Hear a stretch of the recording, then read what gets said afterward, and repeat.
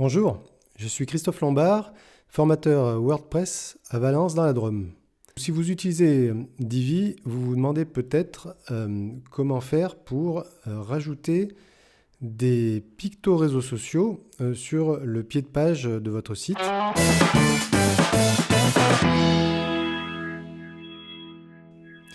En effet, quand on va dans l'administration de WordPress avec le thème Divi, quand on va dans les options du thème, on a la possibilité d'activer ou de désactiver des icônes, donc les pictos des réseaux sociaux, Facebook, Twitter, Google+, et même un flux RSS. Et justement, en dessous, vous avez l'URL où vous pouvez mettre les adresses de vos réseaux sociaux. Le problème, c'est que nous avons dans l'administration uniquement Facebook, Twitter, Google+. Donc, comment faire si on veut mettre l'adresse de sa chaîne YouTube, par exemple, ou de son compte LinkedIn?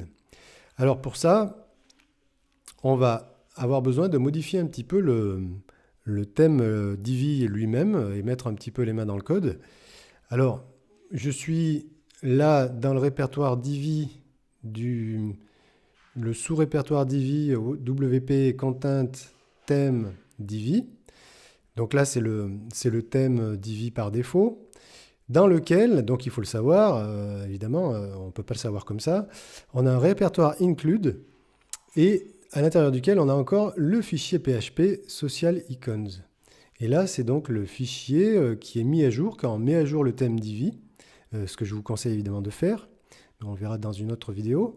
Et par contre, en production, vous devez impérativement donc faire un thème enfant, qui est ce répertoire Divi Child, dans lequel justement on a la possibilité de faire des modifications sans que ces modifications soient écrasées une fois qu'on met à jour le thème principal. Voilà, c'est donc le rôle du thème enfant. Alors, pour le fichier des pictos des réseaux sociaux, en fait, si on revient dans le thème principal Divi, il était dans le répertoire includes et il s'appelle social_icon avec un s.php.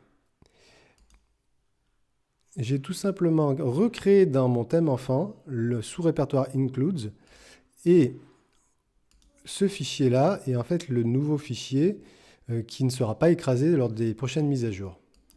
Alors, si on les met côte à côte, voilà. Vous avez à droite le fichier Divi includes, donc le fichier original. Donc on voit que là, justement, c'est fait avec du PHP pour que, suivant les options qu'on prenne dans l'administration, on ait la possibilité ou pas d'activer chaque code qui correspond à l'affichage d'un picto. Et ce que vous pouvez faire, par exemple, eh bien, pour un picto LinkedIn et un picto YouTube, on peut rajouter manuellement ce bloc-là, ce tag donc LI, un élément de liste à puces pour le réseau social LinkedIn. C'est pour ça qu'il a le style ET-social-LinkedIn. Et bien sûr, vous aurez vous par contre à modifier l'URL du réseau social par l'URL, votre propre URL de réseau. Voilà, de même pour YouTube, où l'adresse donc là voilà est sur YouTube et c'est la chaîne, c'est ma chaîne par exemple. Voilà. Alors cette petite le code PHP qui est inclus dans la balise span, ça prend en charge en fait les traductions si vous avez besoin de le traduire. Si vous avez un site uniquement en français, vous pouvez bien sûr mettre directement le nom du réseau social ou tout autre texte. Voilà, donc là on se rend compte que par rapport à l'original, on a tout simplement deux pictos de plus que j'ai là notamment placés tout simplement au début. Donc même si on choisit d'en rajouter d'autres dans l'administration, eh bien, on aura les deux premiers qui seront LinkedIn et YouTube. Voilà, donc une fois que vous avez fait ça, vous sauvegardez via FTP votre fichier social_icons.php sur le serveur, ce qui vous permettra donc, eh bien, si je passe voilà, sur la version, par exemple, de mon site, la version front office, eh bien, à la fois en haut de page et en pied de page, vous aurez les nouveaux pictos associés.